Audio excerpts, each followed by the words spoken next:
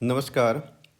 CBSE exam 2026 में क्या क्या नया है।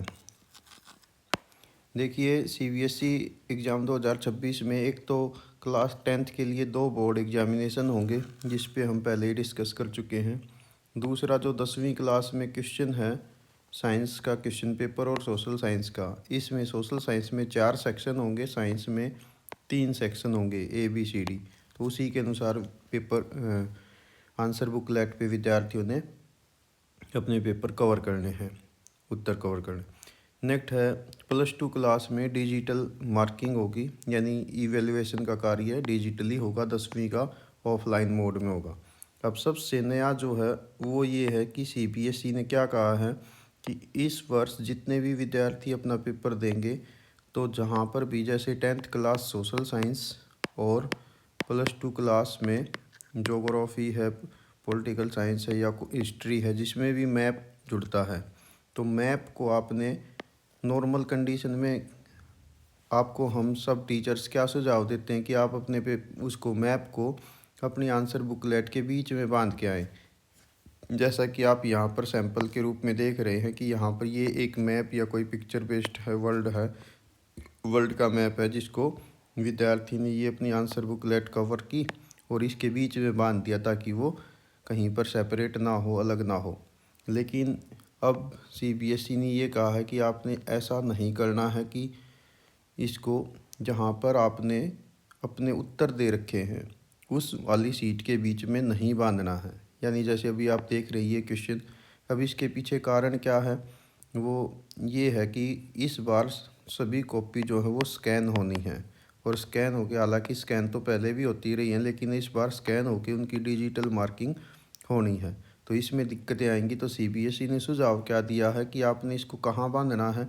तो जो भी आप मैप पे काम करेंगे, सभी टीचर्स भी अपने स्टूडेंट को ये शेयर करें और स्टूडेंट भी ध्यान से सीख लें कि आपने करना क्या है। कि मान लीजिए आपकी जो उत्तर पुस्तिका है उसमें आपने अपना उत्तर कंप्लीट किया और उसके बाद नेक्स्ट पेज ब्लैंक हैं, तो उन ब्लैंक 2 ब्लैंक सीटों के बीच में ही आपने बांधना। जैसे अभी आप देख रहे हैं ये ब्लैंक सीट है और इसके लास्ट वाली ये भी ब्लैंक सीट है, तो इनके बीच में आप मैप को यहाँ पर बांध देंगे। ठीक है। इससे क्या फ़ायदा रहेगा, क्योंकि इससे जब स्कैनिंग होगी तो आपका मैप जो है वो क्लियरली स्कैन होगा। यदि आपने इस वाले तरीके से इसको कवर किया तो क्या होगा कि इसके नीचे आपके जो ये क्वेश्चन के उत्तर लिखे हुए हैं ये कवर हो जाएंगे। तो ये बिल्कुल नया कंसेप्ट है जो सीबीएसई ने दिया है। तो आप सभी विद्यार्थी इस बात का ध्यान रखेंगे कि अपने मैप को फिलअप करें और मैप को जो है इस पे जो ब्लैंक सीट है उस पे बांधें। इसी प्रकार से जैसे 12th ज्योग्राफी की बात कर लेते हैं। 12th ज्योग्राफी में 2 मैप आपके आते हैं। पहला मैप आपका होगा वर्ल्ड का, तो मान लीजिए आपने ये इस सीट पे बांध दिया। अब दूसरे मैप के लिए क्या करेंगे, जो इंडिया का मैप है, तो यहाँ पर मैं आपको सुझाव दूंगा कि उसको आप इससे अगला पेज पलटें और वहाँ पर यदि ब्लैंक दोनों सीटें हैं तो उनके बीच में बांधें। ठीक है। तो ये अच्छे ढंग से वहाँ पर स्कैन हो सके, यानी दोनों मैप आपके क्लियरली विजिबल होने चाहिए। तो सभी विद्यार्थी इस बात का ध्यान देंगे कि आपने मैप से संबंधित ये ज़रूरी इंस्ट्रक्शन को फॉलो करना है और इस हिसाब से आप अपने मैप को बांध के आए। ये केवल सीबीएसई और टीचर्स की रिस्पॉन्सिबिलिटी नहीं है, ये आपकी खुद की जिम्मेवारी भी है कि आपके सभी जो क्वेश्चन हैं, मैप हैं, उनको अच्छे ढंग से हम कवर करें, अच्छे ढंग से फिलअप करें और सही स्थान पर उसको बांध दें, ताकि हमारी जो मार्किंग है, हमारे जो अंक हैं, वो सही हमें अवार्ड किए जा सकें। यहाँ सीबीएसई में क्लास 10th में 2 बोर्ड एग्जामिनेशन का भी कंसेप्ट 2026 एग्ज़ाम से शुरू किया गया है। तो इसमें क्या होगा कि फर्स्ट एग्ज़ाम जो है वो कंपलसरी रहेगा, सेकंड एग्ज़ाम जो है वो ओनली फॉर इम्प्रूवमेंट। ठीक है, इम्प्रूवमेंट एग्ज़ाम के लिए रहेगा। ठीक है, यानी जिन विद्यार्थियों ने परीक्षा पास हो गई, जो पास कैटेगरी में आ जाएंगे, और अब वो कुछ सब्जेक्ट में, जिसमें नॉर्मली 3 सब्जेक्ट रहेंगे आपके, कि उनमें वो इम्प्रूवमेंट के लिए जा सकते हैं। या वे विद्यार्थी इसमें अपीयर होंगे जो कंपार्टमेंट कैटेगरी में आ गए हैं, जिनके पेपर क्लियर नहीं हुए हैं, 2 या 3। ठीक है, तो इसी प्रकार से अब इसका जो एलओसी है या फिलिंग का कार्य होगा वो कब होगा? जैसे ही फर्स्ट एग्जामिनेशन का रिज़ल्ट आएगा। अब ये बहुत जल्दी ही इस बार रिज़ल्ट आ जाएगा, क्योंकि सीबीएसई ने इसके लिए काफ़ी तैयारियां कर ली हैं। तो ये आपका जैसे ही रिज़ल्ट आता है तो जो लिस्ट ऑफ कैंडिडेट है, लिस्ट ऑफ कैंडिडेट का मतलब यहाँ पर है कि उन विद्यार्थियों का जो सेकंड एग्ज़ाम में अपीयर होंगे उनकी लिस्ट जो तैयार होनी है, तो वो तुरंत रिज़ल्ट के बाद शुरू हो जाएगी विदाउट लेट फीस। और एलओसी जो है वो तुरंत ही फाइनलाइज कर दी जाएगी। कुछ एक दिन का टाइम इसमें दिया जाएगा। ठीक है, तो ये कार्य होना है, उसके बाद तुरंत आपकी परीक्षा हो जाएगी। अब यहाँ पर एक नया क्या है कि जो क्लास 10th है उसकी सोशल साइंस में और साइंस में जो है क्वेश्चन पेपर के डिज़ाइन को थोड़ा चेंज किया गया है। साइंस में 3 सेक्शन, फिजिक्स, केमिस्ट्री और बायोलॉजी, इसके लिए अलग अलग सेक्शन रहेंगे, ए बी सी जो भी होगा। ठीक है, और सोशल साइंस के अंदर 4 सेक्शन रहेंगे। 4 सेक्शन में जैसे हिस्ट्री, ज्योग्राफी, पॉलिटिकल साइंस और इकोनॉमिक्स। आपने अपने उत्तर जो है वो सेक्शन वाइज ही देने हैं। ठीक है, सेक्शन ए मान लो हिस्ट्री का है तो आप उसमें सेक्शन ए ब्रैकेट में हिस्ट्री भी लिख दें। और ठीक है, उसके नीचे उसके जितने भी क्वेश्चन पेपर में क्वेश्चन दिए गए हैं उसके उत्तर आप सीक्वेंस में लिखेंगे। जब वे कवर हो जाते हैं तो आप नेक्स्ट उसमें सेक्शन बी डालेंगे और फिर अपना उत्तर देंगे। यदि आपने, ठीक है, answer will be given section wise only. ठीक है, ये आप ध्यान रखेंगे। यदि आपने विद्यार्थियों ने सेक्शन वाइज पेपर नहीं दिए तो नो असेसमेंट, यानी आपको नंबर नहीं मिलेंगे। ये क्वेश्चन पेपर आपका चेक नहीं होगा वहाँ से, यदि क्योंकि उसको आप सीबीएसई ने पहले ही गाइडलाइन आपको कई बार दी हैं, तो इस बात का सभी विद्यार्थी ध्यान दें। आगे कह रहा है evaluation also section wise by the concerned subject teacher improved assessment. इसके पीछे कारण क्या है कि जो ये आपका जैसे नॉर्मली पहले तो क्या होता था कि सभी मान लो साइंस का टीचर है तो एक ही टीचर उसको पेपर को चेक कर रहा है, सोशल साइंस का है तो उसको भी एक ही टीचर चेक कर रहा है। लेकिन इस बार ये भी रहेगा कि हिस्ट्री है तो उसके लिए हिस्ट्री टीचर, ज्योग्राफी का पोर्शन है तो ज्योग्राफी टीचर, इकोनॉमिक्स का पोर्शन है तो वो, तो यानी कंसर्न सब्जेक्ट टीचर से ही आपके पेपर की मार्किंग होगी, ताकि आपको प्रॉपर जो मार्किंग है, अंक हैं, वो मिल सकें। तो आप इस बात का ध्यान रखेंगे कि सेक्शन वाइज ही अपने उत्तर दें। इसी प्रकार से यदि क्वेश्चन पेपर में कोई मिस्टेक मिल जाती है, सपोज करिए कि आप क्वेश्चन पेपर देने गए और उसमें कोई भी क्वेश्चन जो है वो गलत प्रिंट था या कुछ उसमें एरर थी, तो इसको क्या करेगा सीबीएसई ने कहा कि हम उसको डील करेंगे as per the SOP, standard operating procedure जो भी होता है उससे रिलेटेड जो है नियम के अनुसार वो सीबीएसई इस पे काम करेगी। किसी प्रकार के इसमें आपने बार बार कोई क्वेश्चन की ज़रूरत नहीं होगी। सीबीएसई खुद भी मॉनिटरिंग करता रहता है कि किस क्वेश्चन पेपर में क्या प्रॉब्लम रही। एक आता है कि अनफेयर मीन, सीबीएसई एग्ज़ाम के दौरान अनफेयर मीन का क्या मतलब है।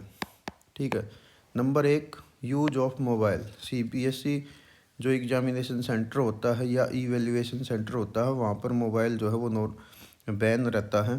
तो परीक्षा के दौरान जब आपका परीक्षा होगी उसमें मोबाइल ले जाना टोटली बैन है। यदि आपने मोबाइल वहाँ पर लेके गए, चाहे वो भले ही स्विच ऑफ ही क्यों ना हो, तो भी वो अनफेयर मीन में आएगा। इसी प्रकार से यूट्यूब पे या सोशल मीडिया पे रूमर्स फैलाना या उसको आगे आपने फॉरवर्ड किया तो ये भी अनफेयर मीन के तहत आएगा। सीबीएसई ने इसके लिए भी पूरी मॉनिटरिंग की व्यवस्था की है, तो सभी स्टूडेंट इन बातों से बचें। यदि किसी प्रकार की कोई मिसलीडिंग खबर आपको सोशल मीडिया के माध्यम से मिलती है तो आप उन पे ध्यान ना दें। अपने स्कूल से या सीबीएसई की जो ऑफिशियल सूचनाएं होती हैं उनसे सूचना लेकर ही आगे प्रोसीड करें। नेक्स्ट इसी प्रकार से है कि जब आप परीक्षा भवन में जाएंगे तो वहाँ पर क्या शेड्यूल रहेगा। यानी अभी जब आप परीक्षा में जाएंगे तो सीबीएसई एग्ज़ाम के दौरान जो वहाँ पर आपके लिए एक सुविधा रहती है कि बैल का शेड्यूल होता है। क्या करना है, नंबर 1, आपने टाइम पे वहाँ पर पहुँच जाना है। 9:30 बजे से लेके और 10 बजे के बीच में नॉर्मली आपकी एंट्री रहेगी। 10 बजे के बाद आपकी कोई एंट्री नहीं होगी, तो इसलिए आप समय का ध्यान रखें। ट्रैफिक जाम वगैरह भी हो जाता है, तो 15-20 मिनट एडवांस लेके चलें कि आप 9:30 बजे के आसपास तक ही अपने एग्जामिनेशन सेंटर पे पहुंच जाएं। ठीक है। सबसे सबसे पहले तो ये है कि जो लॉन्ग बेल बजेगी 10 बजे की, ये लास्ट एंट्री होगी। ठीक है, लास्ट एंट्री होती है एग्जामिनेशन सेंटर में 10 बजे तक। उसी के दौरान जैसे ही आप अपने रूम में पहुंचेंगे तो वहाँ पर आपको आंसर बुकलेट दे दी जाएंगी। ठीक है, आंसर बुकलेट का जो फ्रंट पेज है वो आपने ध्यान से भरना होता है। उस पर बहुत सारी डिटेल आप फिलअप करेंगे। वो सारी डिटेल आपको कहाँ से मिलेंगी, ऑलमोस्ट आपके एडमिट कार्ड पर होती हैं। ठीक है, इसी प्रकार से एक सिंगल बेल बजेगी कब, 10:15 पे। इसका मतलब है कि आपको उस टाइम बेल बजते ही, सिंगल बेल बजते ही जो क्वेश्चन पेपर है वो दे दिया जाएगा। ठीक है, ये 15 मिनट 10:15 से 10:30 तक किसके लिए डेडिकेटेड है कि आप अपने क्वेश्चन पेपर को पढ़ लेंगे। इन 15 मिनट के अंदर आपको सीबीएसई क्वेश्चन पेपर का रीडिंग टाइम देती है, और साथ में वहाँ पर इंस्ट्रक्शन उनके लिए भी हैं जो हमारे स्टाफ सदस्य या टीचर्स वहाँ पर ड्यूटी देंगे, जिनको असिस्टेंट सुपरिटेंडेंट कहा जाता है। तो वो जो है किसी प्रकार का उस टाइम डिस्टरबेंस भी नहीं करेंगे, वो शांत रहेंगे ताकि विद्यार्थी जो है अपने क्वेश्चन पेपर को अच्छे ढंग से रीड कर लें। तो आप सभी स्टूडेंट क्वेश्चन पेपर को अच्छे ढंग से रीड करिए और अपना पहले से ही मेंटली तैयार हो जाइए कि हमने क्या उत्तर देना है। 10:30 पे क्या होगा कि वहाँ पर एक लॉन्ग बेल बजेगी और वहाँ से आप अपना पेपर की लिखना शुरू करेंगे। कमेंसमेंट ऑफ द एग्जामिनेशन, यहाँ से आपकी उत्तर पुस्तिका पे आप अपने उत्तर लिखना शुरू करेंगे। उससे पहले आप उत्तर पुस्तिका पे उत्तर नहीं लिख सकते। ठीक है, फिर हर 1 घंटे के बाद सिंगल बेल बजेगी। ठीक है, 11:30 बजे, फिर 12:30 बजे, और सिंगल बेल तीसरी बजेगी आफ्टर 2.5 आवर। जब आपके 2.5 घंटे हो जाएंगे तो 1 बजे पुनः बेल बजेगी, और लास्ट में एक सिंगल बेल और बजेगी जब आपकी परीक्षा ख़त्म होने के 10 मिनट बच जाएंगे। उस टाइम वहाँ पर जो इन्विजिलेटर ड्यूटी दे रहे हैं तो वे जो है अपने रूम के दरवाजे बंद कर लेंगे और लास्ट मिनट तक आप ये सारी एक्टिविटी कर लेंगे। उसके बाद जो है बिल्कुल जब अंत उस टाइम का एंड हो जाएगा, यानी 1:30 पे, ठीक है, तो उस टाइम जो है आपको लॉन्ग बेल बजेगी और एग्ज़ाम आपका उस दिन का पेपर जो है वो समाप्त हो जाएगा, और ये सारे आपसे कलेक्ट कर लिए जाएंगे आंसर बुकलेट। इसी प्रकार से +2 क्लास में क्या होना है, इस वर्ष डिजिटल इवैल्यूएशन का कार्य होना है। तो ये एक नेक्स्ट लेवल का एक्सपेरिमेंट या एक्सपीरियंस रहेगा। ठीक है, सभी के लिए है, सीबीएसई भी इसके लिए तैयार है और टीचर्स भी तैयार हैं। ठीक है, सब कुछ डिजिटली होना है। इसमें चेंज क्या है कि यदि हम चेंज देखें तो 2025 में क्या हुआ था कि आपकी आंसर बुकलेट जो है वो डेस्क पे होती थी, हाथ में टीचर के पेन होता था।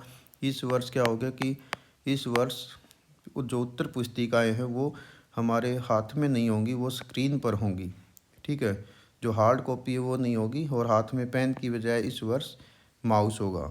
ठीक है, बाकी का सारा जो प्रोसीजर है चेकिंग का, चेकिंग AHE, ठीक है, वो सब जो है सेम रहेगा। वो उसमें बहुत सारा काम जो है कंप्यूटर स्वयं ही करता चला जाएगा।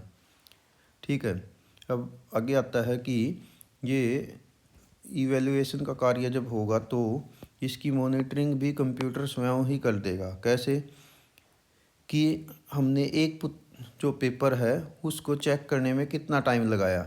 जैसे ही हम क्वेश्चन पेपर पे क्लिक करेंगे तो कंप्यूटर स्क्रीन पर ऑटोमेटिकली टाइम को जो है वो रिकॉर्ड करना शुरू कर देगा। ये भी हमारी अटेंडेंस भी ऑटोमेटिकली हो जाएगी, क्योंकि अटेंडेंस में क्या होगा कि जब हम टीचर्स लोग वहाँ पर लॉगिन करेंगे तो लॉगिन के द्वारा हमारा ये कंप्यूटर नोट करेगा कि कब लॉगिन किया, कब लॉग आउट किया। फिर इसी प्रकार से एक क्वेश्चन जो आंसर बुकलेट है उसको हमने कितना समय दिया है, ठीक है, वो भी ऑटोमेटिकली नोट करता चला जाएगा। यदि कोई मिस्टेक होती है तो उसको भी कंप्यूटर ऑटोमेटिकली डिटेक्ट करता चला जाता है। इसी प्रकार से ये भी हो जाएगा कि जो इवैल्यूएटर है उसने एक दिन में कितने पेपर चेक किए हैं, वो तो ऑलरेडी वहाँ पर काउंटेड होते ही हैं कि आपको इतने पेपर अलॉट हुए और इतने आपने चेक कर दिए। इसके साथ साथ ये भी नोट रहेगा कि HE और AHE हेड एग्जामिनर ने और जो है AHE ने कितने पेपर को रीचेक किया है, कितने आंसर बुकलेट को रीचेक किया है, उसमें भी वो सारा टाइम नोट होता चला जाएगा ऑटोमेटिकली। इसी प्रकार से कि ये भी ऑटोमेटिकली नोट हो जाएगा कि हमने कितनी मिस्टेक उसमें आइडेंटिफाइड की हैं, ठीक है, तो वो सारा का सारा ऑनलाइन रिकॉर्ड रहेगा, ठीक है।